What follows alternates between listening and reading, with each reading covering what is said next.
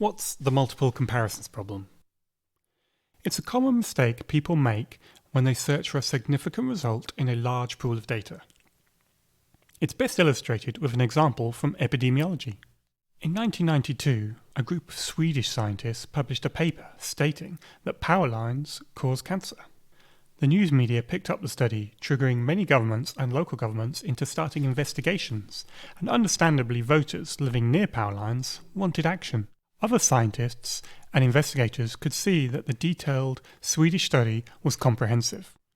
It included detailed data such as the load on the power lines throughout the decades leading up to the study. The makers of the study had made measurements of the electromagnetic fields around the power lines and in residences close to the lines. The Swedish team also detailed the age, sex, and types of cancer found in every residence in the study. They even verified the data against medical records and excluded any unconfirmed cancers. But the team's diligence was also their undoing.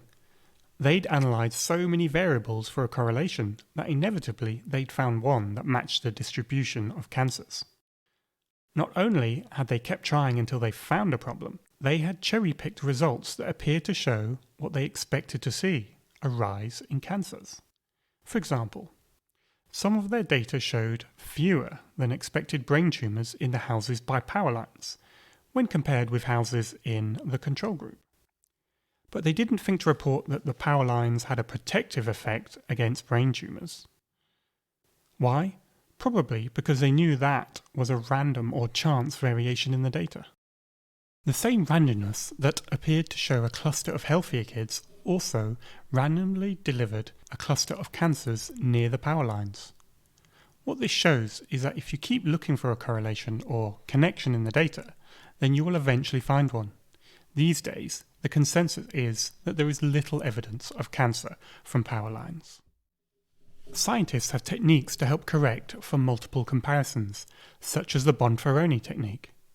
The approach is to make multiple comparisons meet a higher evidential threshold before we can consider the results statistically significant.